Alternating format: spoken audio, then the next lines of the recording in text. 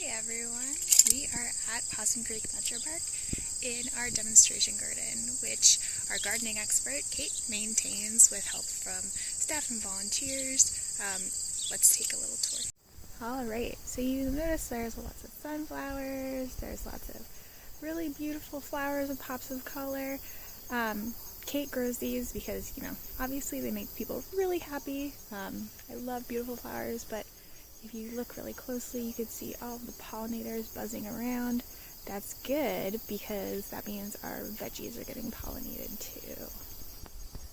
All the tomatoes and basil. So this is companion planting. It's good to kind of grow these next to each other.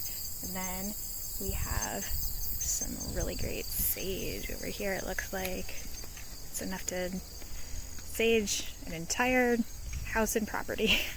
Alright, so these are our kind of fall greens. We've got turnips, we've got onions back here. So these are all good fall weather crops. Really, really yummy. One of the coolest things about this is our little tunnel that you walk through to get into the demonstration garden. As you can see, all kinds of fun, edible things growing here. It's really cool to walk through.